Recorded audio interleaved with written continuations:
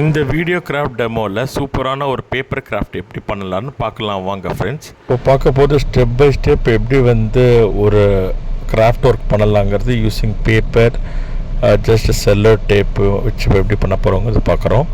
இது மாதிரி paper work easy and cost effective. இந்த இருக்கிற நியூஸ் பேப்பர் எல்லாத்தையும் ஒரு பண்டில் பண்ணி உங்களுக்கு எந்த மாதிரியான ஷேப் வேணுமோ அந்த ஷேப்புக்கு நீங்கள் எடுத்துகிட்டு அதுக்கப்புறமா பார்த்தீங்கன்னாக்கா உங்களுக்கு தேவையான ஷேப் வந்தோடனே அதில் பார்த்தீங்கன்னா அந்த ஷேப்பை கரெக்டாக ஃபிக்ஸ் பண்ணிவிட்டு அதுக்கப்புறமா பார்த்தீங்கன்னா அந்த பேப்பரை பண்டில் பண்ணும்போது ரொம்ப கேர்ஃபுல்லாக இருக்கணும். ஏன்னா அந்த பண்டில் பண்ணும்போது ஷேப் எடுத்துகிட்டு வரணும், அது வெரி இம்பார்ட்டண்ட். அதுக்கப்புறம் மேலே பார்த்தீங்கன்னா ஒரு ப்ரௌன் கலர் செல்லோடேப்போ அதுமாதிரி எடுத்துகிட்டு அதை ரோல் பண்ணுங்கள். ஸ்டெப் பை ஸ்டெப் ரோல் பண்ணி முடித்தோடனே ஆட்டோமேட்டிக்காக அந்த ஷேப் உங்களுக்கு கிடச்சி முடித்தோடனே ஆட்டோமேட்டிக்காக நீங்கள் என்ன பண்ணுங்கனாக்கா இப்போது நெக்கு வைக்க போகிறோம்.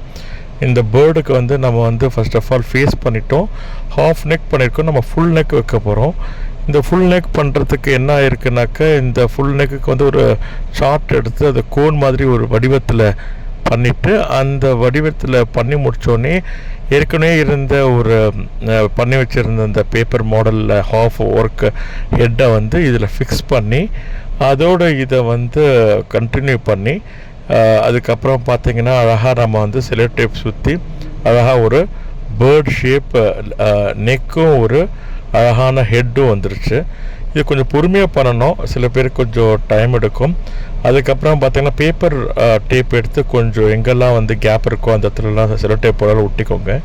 அதுக்கப்புறமா ஒயிட் பேப்பர் நிறைய எடுத்து அந்த ஒயிட் பேப்பர் எடுத்து மேலே அழகாக ஃபேஸுக்கு நீங்கள் ஸ்டிக் பண்ணிடணும். அதுக்கப்புறம் பீக்குக்கு கோன் மாதிரி பண்ணி அந்த கோனை அழகாக ஃபேஸில் நிற்க வச்சுட்டு கரெக்டாக ஒட்டணும். அது ஒட்டினோடனே பார்த்தீங்கன்னா அழகான ஒரு வடிவம் கிடச்சிருக்கு. இந்த மாதிரியான நெக் உள்ள ஒரு பறவையை நம்ம எதுக்கு வேணாலும் யூஸ் பண்ணிக்கலாம். ஃபார் எக்ஸாம்பிள் இப்போ நம்மளுக்கு குழு நடக்கிறது வச்சுக்கோங்களேன். இந்த குழு நடக்கிற அந்த படி இருக்குது, பிகினிங் ஆஃப் த படி, அதாவது ஃபஸ்ட்டு படின்னு சொல்லுவோம்ல, அந்த ஃபஸ்ட்டு படியில் இந்த பேர்டை நெக்கை வச்சுட்டு அதுக்கப்புறமா அழகாக ஒரு சாரீ எடுத்து அந்த சாரியை அழகாக அந்த பேர்டை நெக்கை கவர் பண்ணி அதுலேருந்து அந்த சாரியை த்ரூ அவுட் ஸ்டெப் ஃபுல்லாக நம்ம எடுத்துகிட்டு போனோம். அது பார்த்திங்கனாக்கா அழகாக ஒரு பேர்டு மேலே எல்லா குழுவும் உட்காந்து வர மாதிரி இருக்கும்.